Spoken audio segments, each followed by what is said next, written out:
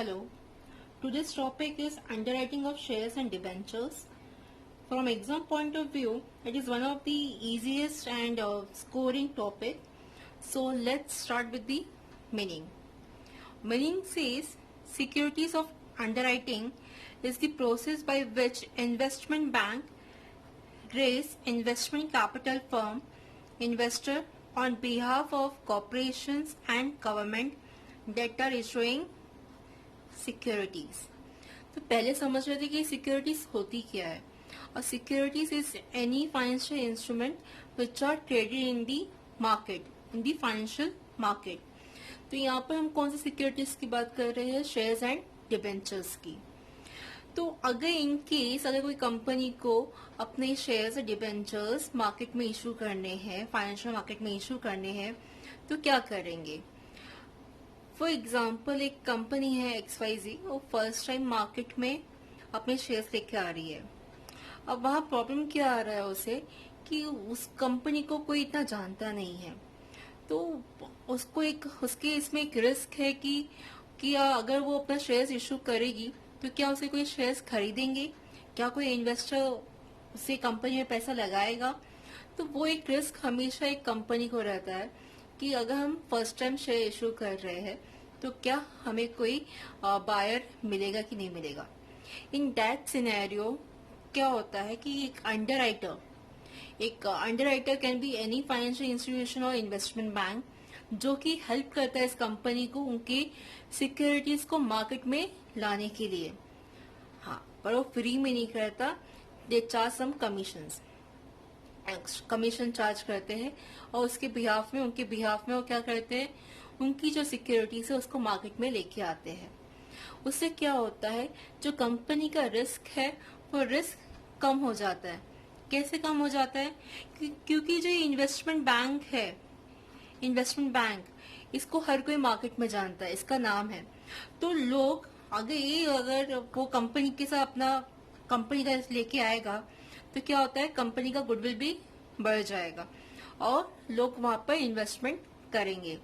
तो अंडरराइटिंग क्या हुआ? वो एक प्रोसेस ही हुआ कि जो भी कोई भी कॉर्पोरेट हो या गवर्नमेंट हो, अगर वो अपनी सिक्योरिटीज फर्स्ट टाइम मार्केट में इशू कर रही है तो ये जो इन्वेस्टमेंट बैंकर्स होते हैं वो उनके बिहाफ में उनको मार्केट में इशू करते हैं और उनका कैपिटल रेज करने में हेल्प करते हैं, जिसके बदले में वो लोग अपना कमीशन चार्ज करते हैं।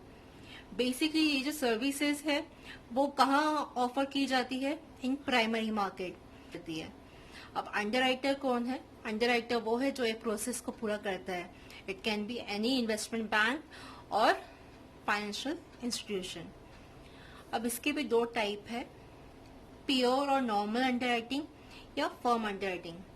अब प्योर और नॉर्मल अंडरराइटिंग क्या हुआ कि उसका काम क्या है, उनके जो भी कॉर्पोरेट या गवर्नमेंट सिक्योरिटीज इशू कर रही है उसको मार्केट में लेके आना।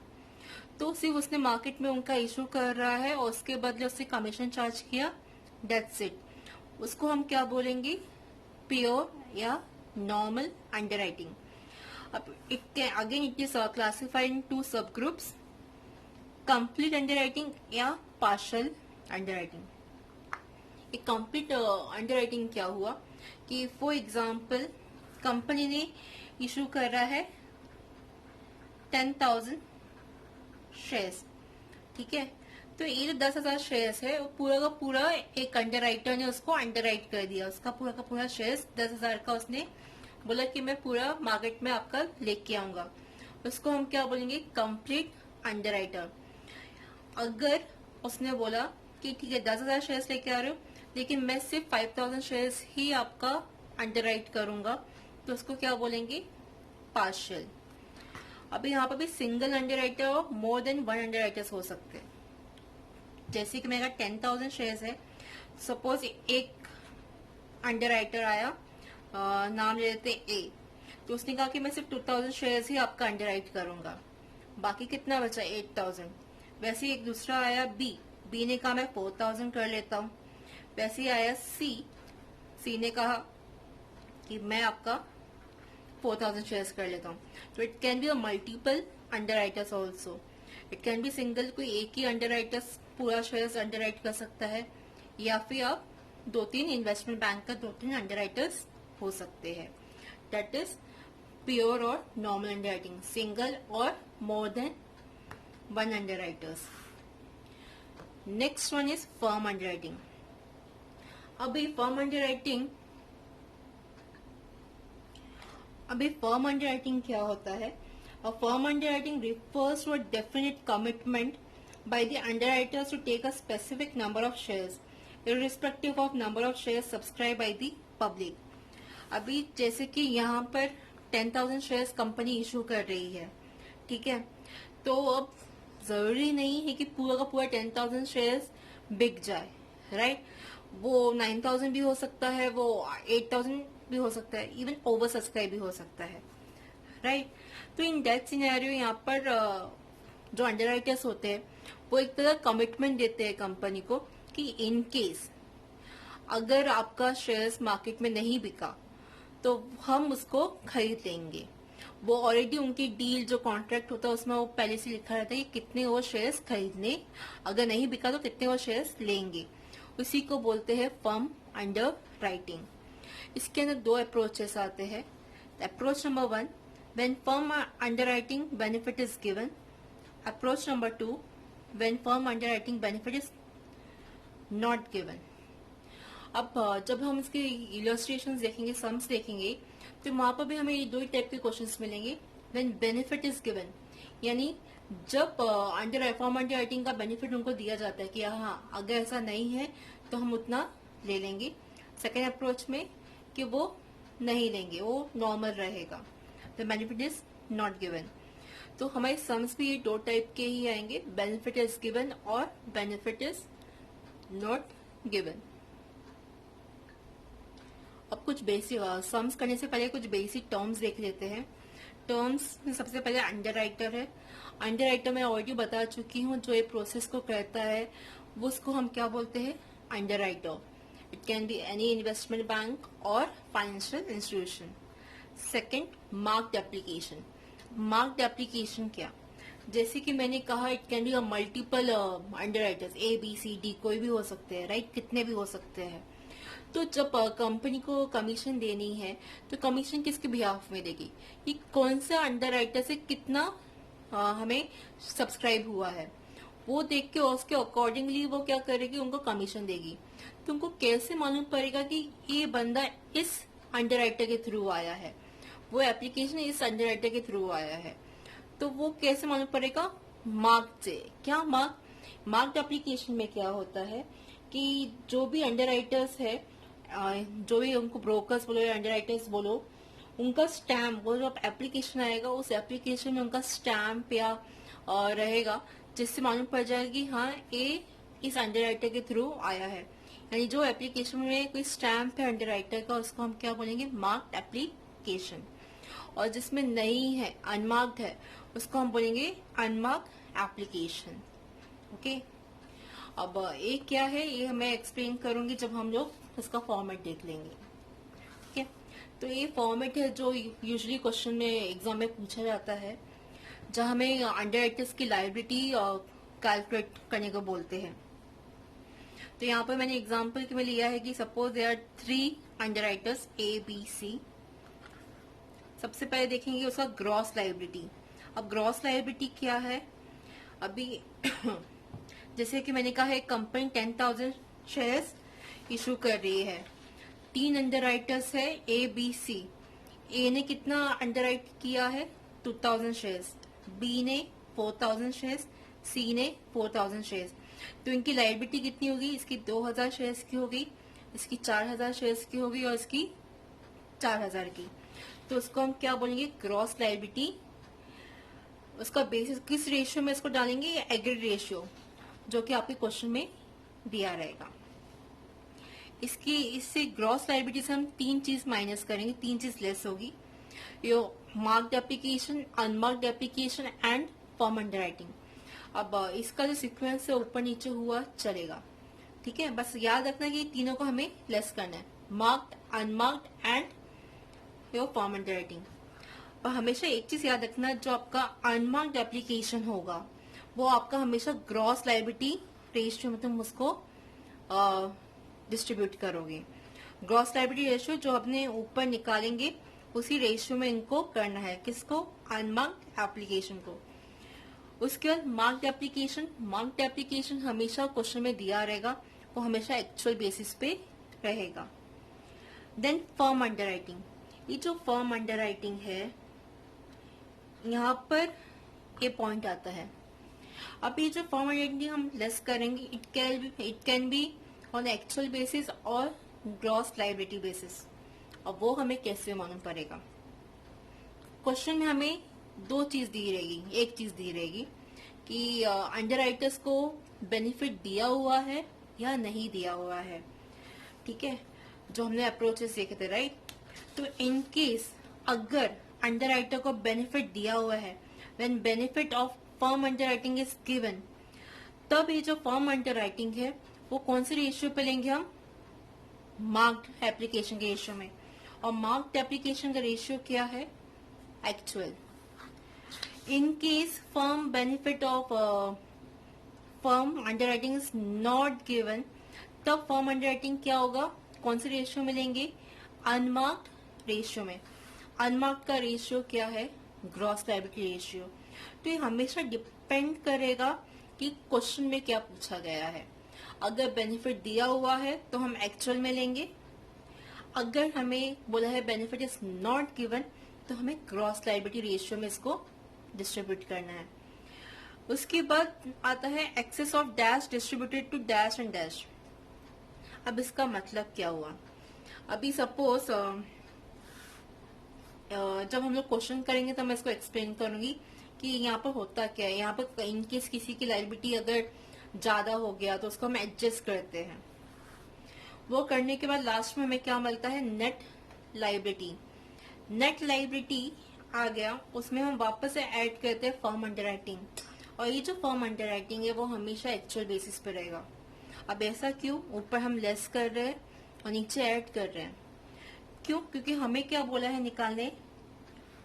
Total liability. टोटल लायबिलिटी कैसे मिलेगा? जो भी उनका नेट लायबिलिटी है और जो भी उन्होंने फर्म अंडरराइटिंग लिया हुआ है उसको मिला के उनका टोटल लायबिलिटी बनेगा। ये जो फर्म अंडरराइटिंग है वो हमेशा एक्चुअल बेसिस पे रहेगा। अब यहाँ पर कोई भी अप्रोच हो, बेनिफिट इज गिवन या नॉट गिवन, लेकिन जब भी हम टोटल लायबिलिटी निकालेंगे हम उसको हमेशा एक्चुअल बेसिस पे ही लेंगे। बल्कि जो ऊपर वाला जो लेस कर रहे हैं यहाँ पर हमें ध्यान रखना है कि वो एक्चुअल है कि ग्रॉस लायबिलिटी, वो अप्रोच के ऊपर डिपेंड करेगा, बल्कि ये नहीं करेगा। ये हमेशा हम एक्चुअल बेसिस पे ही लेंगे और हमें मिल जाएगा टोटल लायबिलिटी। तो क्वेश्चन देख लेते हैं। क्वेश्चन है के limited issue 10,000 shares of rupees 10 each.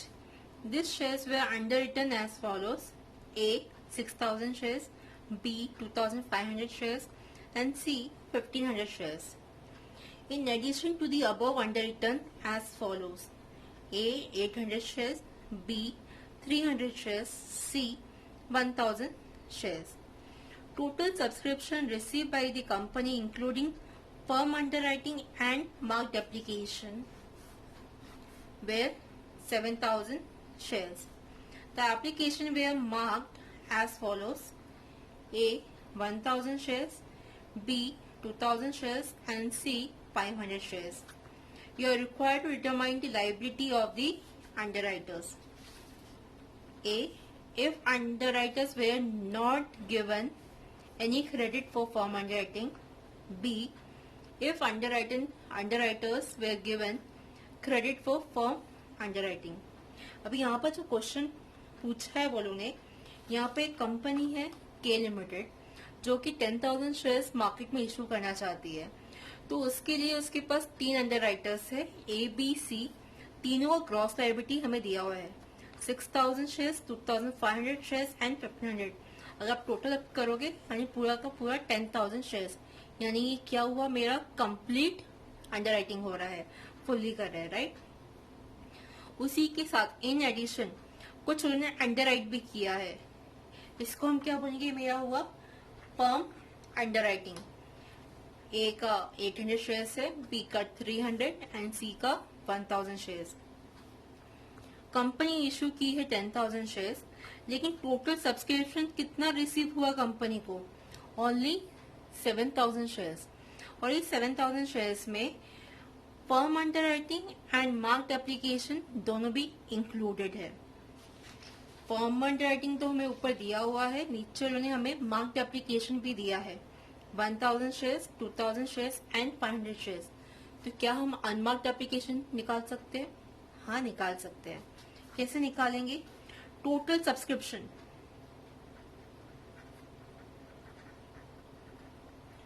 Total subscription कितना हुआ है? 7,000 शेयर्स का, राइट। उसमें से मेरा मार्क्ड एप्लीकेशन कितने हैं?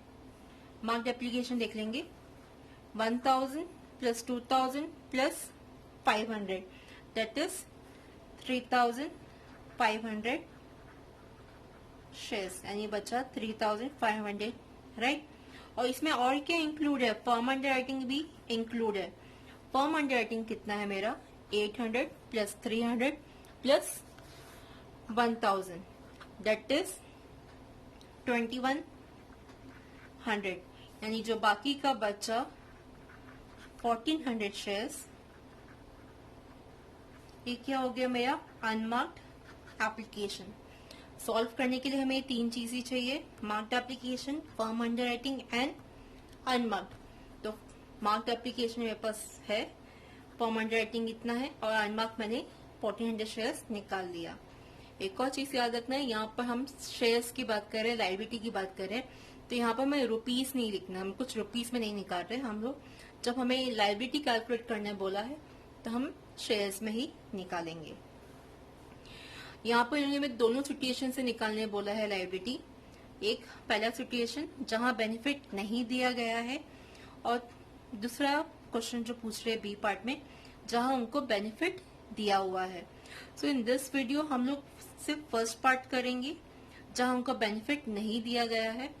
This part will be solve in my next video, ठीक है। तो स्टार्ट करते हैं। लायबिलिटी ऑफ अंडरराइटर्स, मैं पहला ए पार्ट कर रही हूँ। ए पार्ट में मैं पूछा था कि when benefit is not given, ठीक है। तो हम पहले नॉट गिवन वाला कर रहे हैं फॉर्म। तो एज पर दी फॉर्मेट सबसे पहले यहाँ पर क्या आता है? Gross liability. ग्रॉस लायबिलिटी क्या होगा? जो लोगों ने शेयर्स अंडरराइट किए हैं वो, यानी ए का 6,000 शेयर्स है, बी का 2,500 शेयर्स है और सी का 1,500 शेयर्स है। तो वो हम यहाँ पर लिख लेंगे 6,000, 2,500 एंड 1,500। इनका रेशियो बेसिस पे यहाँ पर रेशियो आएगा, तो इनका रेशियो कैसे आएगा? मेरा GL ratio is to 2,500 is to 1,500। तो मेरा रेशियो हो जाएगा यहाँ पर 12:5:3, यानी मेरा ग्रॉस लायबिलिटी रेशियो कितना हो जाएगा? 12:5:3। तो वो मैं यहाँ लिख दूंगी 12:5:3। इसमें से हम पहले क्या लेस करेंगे? मार्क्ड एप्लीकेशन, ठीक है। मार्क्ड एप्लीकेशन मैंने निकाला हुआ है, क्या हम लोग सही दिया हुआ है, कितना है? 1,000 शेयर्स, 2,000 शेयर्स एंड 500 शेयर्स। तो लेस कर लेंगे, ये हमें दिया हुआ है यानी एक्चुअल में है।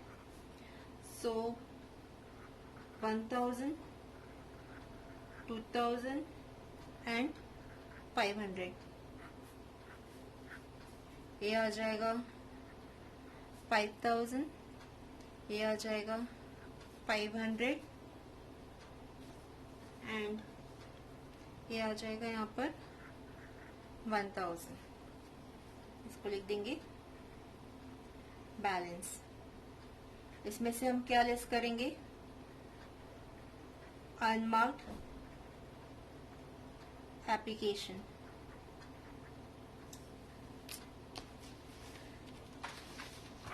अनमार्क्ड एप्लीकेशन हमने निकाला हुआ है, कितना है वो 1400 shares.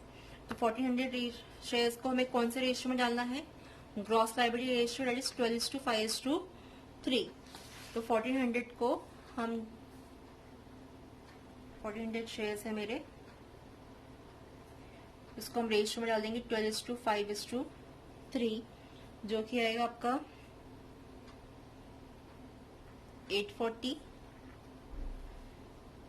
350 and 210.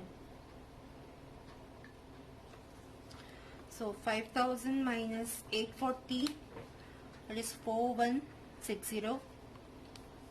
So 500 minus 350, that is 150, और 1000 minus 210, that is 790. ये आ गए बैलेंस। अब क्या लेस करना है हमें, firm underwriting.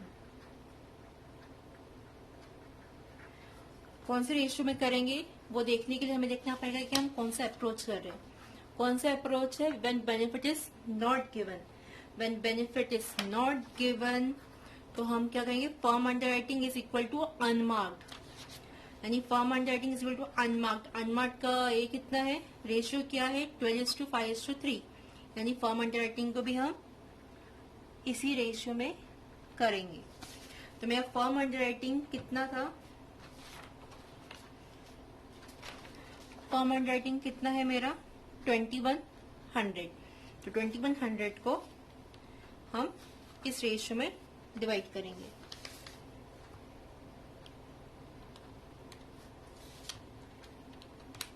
That is 1260, 525 and 315। Balance निकाल लेते हैं। 4160 minus 1260, that is 2900, 375 and 475। अब यहाँ पर देखिए, यहाँ पर बी का जो लायबिलिटी है वो ज्यादा हो रहा है, राइट। तो इसको मेरे को क्या करना पड़ेगा, एडजस्ट करना पड़ेगा। इतना याद रखना, हम जब तक हमारे तीनों को तीनों पॉजिटिव, जीरो चलेगा, तीनों को तीनों पॉजिटिव आ जाए तब तक हमें करना है। तो इसको एडजस्ट कैसे करेंगे, अब किसके पास ज्यादा है, ए एंड सी के पास, तो वो लोग इसको एडजस्ट करेंगे। तो यहाँ पर लिखेंगे एक्सेस ऑफ, किसका ज्यादा है, बी का लायबिलिटी ज्यादा हो रहा है, तो excess of B should be adjusted. कौन एडजस्ट करेगा, ए एंड बी। कितना एडजस्ट करना है, कितना ज्यादा है उसका, 375 से, राइट। तो हम यहाँ पर इसको ऐड करेंगे और यहाँ पर इसको लेस करेंगे। पर कौन से रेशियो में जाएगा, ए का कितना है 12 और सी का कितना है 3, यानी ये जो 375 है, ए और सी इसको एडजस्ट कर रहे हैं और ए और सी का रेशियो इज 12:3।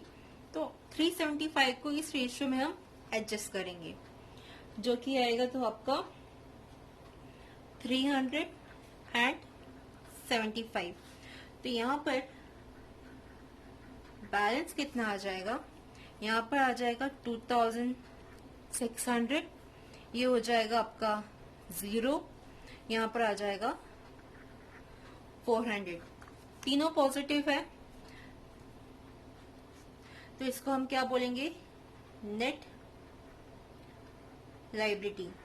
इनकेस अगर यहाँ पर नेगेटिव आ जाता तो हम ये स्टेप वापस से करते।